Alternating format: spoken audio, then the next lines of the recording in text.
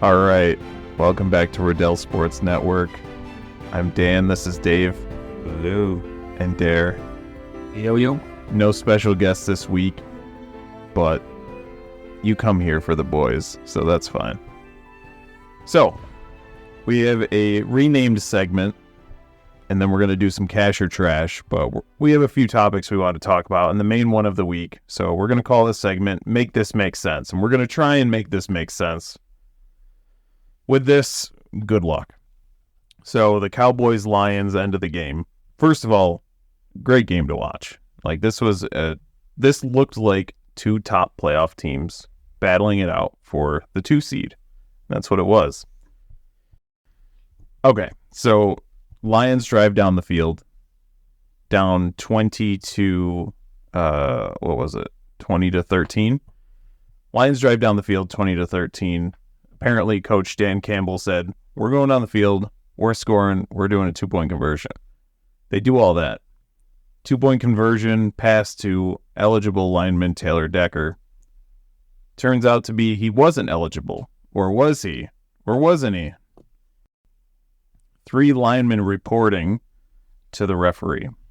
The referee got it wrong, and a lot of shills have come out to defend the referees because they're, NFL marks. So what happened was multiple linemen went up to 2 linemen went to fake eligibility to the ref. The actual lineman who wanted to be eligible, there was a whole lot of confusion. It was supposed to be Taylor Decker, ended up being Dan Skipper, who was lined up incorrectly. If he was supposed to be the eligible lineman, he was lined up inside of Penny Sewell. So everything was screwed up. Dan Skipper, it should have either been Dan Skipper and Taylor Decker, or Taylor Decker and Penny Sewell as the only 2 who went up to the ref to confirm eligibility because of the way they lined up. If it was Dan Skipper, he and Penny Sewell have to be flip-flopped, because if they think if the Cowboys think Skipper is the offensive line who's eligible, he's immediately ineligible after he lines up inside of Sewell. So it doesn't make any sense. The play worked. Obviously, it worked against Dallas, but it also worked against the refs. So I don't know. The execution left a lot to be desired, but the idea itself was a really good idea because it worked. It confused everyone, but also Dan Skipper is their main jumbo package formation lineman. And for those that don't know, you can line up offset. So you have to have at least one offensive lineman on either side of the center. But you could line up double tackles to the right or double tackles to the left. So if the play looked weird, it was totally legal except for the refs screw up. So essentially, Taylor Decker was the tight end on the play. The ref crew after the game was demoted from playoff eligibility, which is good. And so all that technical stuff you're talking about, this guy it wasn't allowed to touch the ball because he didn't tell the refs. End of the day. Well, yes and no. He did tell the ref, but the ref didn't hear him. Okay. All right. So all I've seen it is Decker was 68. Mm-hmm. So I don't even see him in the ref sights. 70. I mean, they're making eye contact. He's letting him know he's in or trying to trick him that he's in. Whatever. I don't think they did anything wrong. I think Decker should have went over and made sure that he was eligible. Aside from that play, I think it was good of the Lions to be aggressive. Earlier in the game, they faked a punt on 4th down and they got it. Also, they were inside the 5 and they went forward on 4th down. So they came into this game being very aggressive. After that was called a penalty, they should have just kicked the extra point, went to overtime, but they didn't go for it. They went for it again. And then another penalty on the Cowboys. They went for it again for the 2-point conversion. So they had 3 opportunities essentially to kick a field goal. I agree. There's times to be aggressive. Sometimes there's times kick the extra point, go in overtime, and you've been handling Dallas. You've had them pretty much on lock. Yeah. So if they kick a field goal inside the 5, they wouldn't have. I mean, who knows how the game would have played out. So you can't just be aggressive. You gotta. He's aggressive on every play, it seems. You know what I mean? Yeah. It just, I don't know. There's times to do it and there's times not to. Yeah, the whole thing is once you've shown your hand and your play that you've been setting up all game for this exact situation and it failed, whoever's fault aside, it's time to kick the extra point after that. And hindsight's 2020. If they would have made it on that like little out to the, I think it was the running back, whatever, like on the actual failed attempt that counted, I still would have been saying you should have gone for the one after that. I mean, it's ballsy, but you still should have gone for the one. So it's just a weird situation. And another thing I heard, I don't know if you guys heard about this, but they want to change the touchback rule. The offensive player fumbling the ball out of the end zone touchback rule. Did you hear this? No. So Sedarian fumbled the ball through the end zone, which is a touchback, because he fumbled the ball through the end zone. Yeah, he was at the goal line about to score, came out of his hands, went out. I didn't hear what they wanted to change it to. What was it going to be? They want to change it to where the Dallas would still have the ball. Well, where? At the one. Probably where it left us off. Yeah. Wow. I like it. Keep it up. It is. Yeah. Yeah, and I've heard things like, oh, they should still turn the ball over, but you should get it at the 5. No, it's a touchback. Like, unless you're going to change the kickoff rule to be touchback at the 5. But whatever. It's just annoying. Our next thing that I wanted to talk about, and I just simply put this, the state of the Eagles. And I want to let you guys go first because we've seen some stuff. So for the Eagles, it comes down to their defense. 8 out of their 16 games they've played so far, their opponent has scored 28 or more points.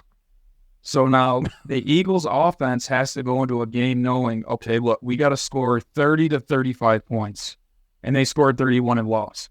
So it still might not be enough. I agree, but the problem with that too, should this team not be scoring 30 points a game? You look at that paper, they should be. What offensive team is scoring 30 a game? True. No, true. You go against the Niners, I don't know if you're scoring. No, you're not. Just picture this team as a shootout team. I mean, maybe it's a little Super Bowl hangover, a little late hangover. What can you really point to? They've beaten a lot of good teams. Well, what are they, just out of gas? What is it? Well, one thing I know is it's not a Super Bowl hangover because they started off 10-1, right? So that'd be like if you got drunk all night for New Year's Day, you got up, ran a marathon, and they're like, I'm tired now. You lost to the Jets. You lost to you're about to lose to the Giants. You lost to the Cardinals. It's just, it's hard to watch, but all of this you could see coming. They only gave up, 17 to Kansas City, but, that's an anomaly in this whole situation. The Eagles' offense is scoring points, but it still looks so bad. Like, every time you watch them, it just looks bad. The quarterback's footwork is horrible. The play calling is rough because DeAndre Swift, if I had to guess, he's probably got, 1,100 rushing yards? Somewhere in that ballpark. But he probably should be up for the rushing title. That's how well he's playing. That's how good that offensive line is. And they just don't give him the ball. And I was talking to someone earlier about this. They paid Hurts like a guy who can carry a franchise. But Hurts is a guy who has to be carried by the franchise. So it's not coming into play quite yet. And I'll tell you what, if they get rid of that tush push, the Philly butt fuck or whatever you call it, what do they call it? Philly something? brotherly love. Brotherly shove. Yeah. Okay. If they get rid of that, this shit is over. You think they're scoring 30 points a game where he has to throw in the red zone 10 times? I don't think so. Not at all. But it's just, it's a rough watch. So I'm pulling up. Hasn't he been working through a knee injury? He's always injured. He gets injured every year. but it's because for more reason for Swift to run the ball. You know? Yeah. And he's still trying to ride for 70, 80 yards. It makes no sense. I mean, it's Tush Bush. How many bodies you got on you with your knees split up? It's probably not. Yeah. 229 rushing attempts for 1,049 yards and 5 touchdowns, which is criminally low. And he's a monster. Yeah. He should be getting conservatively 17 rushes a game and maybe 3 or 4 passes out of the backfield. But you have conservatively a top 5 offensive line. Is that very safe to say? That's fair. Yeah, absolutely. I mean, I would probably put them at 2 behind San Fran and maybe like right hand in hand with Dallas. So now you're saying it's coming down to the coaching? The coaching's bad. The coaching is very hard to watch. And Brian Johnson, the offensive coordinator, people have been calling for his job since like week 2. And that Didn't they just demote the defensive coordinator? Mm-hmm. Yeah, and then Matt Patricia has been taken over, but they just gave up 35 to the Cardinals after leading 21-6. So The Cardinals look like a freaking great team. The face Honor looked like top freaking running back. What's going off? What's the other running back on the Cardinals going off to? I don't know, but there was a statistic I had that I was going to talk about in the recaps, but the Cardinals had 105 yards rushing before any Eagles player touched them. Wow. He's Wow. They need some toughness. I don't know what's going on. Sirianni is supposed to be tough, but these coordinators are bad, and I don't know. It's just really hard to watch. I don't want to stick on this too long, but we got some fun stuff to talk about next. The Browns, this kind of sounds like a cash or trash, but it's not. The Browns should stick with Joe Flacco, who turns 39 in like 2 weeks, maybe less than, in 2024. I mean, using Flacco, it can't make sense. You got so much money in Watson, 5 years, 230, fully guaranteed. There's nothing you can do with him. You're stuck with him, and you're not going to sit that much money on the bench, and nobody's going to take that contract. So, yeah, there's no way Flacco goes on after this year. I mean, with the Super Bowl, you might, maybe have to think about it, but you still can't. That's too much money, and it's all fully guaranteed, so you're not caught. Yeah, which leads to that next question. How far would he have to go for you to say, okay, maybe I'll ship Watson to the Falcons and pay half the salary? I mean, it's going to be 40, you know what I mean? He did. How much more could he go? But I mean, he does look good. Yeah, I wasn't sold. Week 6, 7, I was talking crap about him. But I mean, they look really good. But yeah, you can't. There's no way. Unless you're, like you said, unless you're going to sit on all that money and trade him. So even if he wins the Super Bowl, you can't. You can't be at 40 years old. You got to go. You got to go with the high. You got to stick with Flacco. Can't let Watson rest. You'll be there if Flacco starts screwing up. Whatever. Well, what if he doesn't?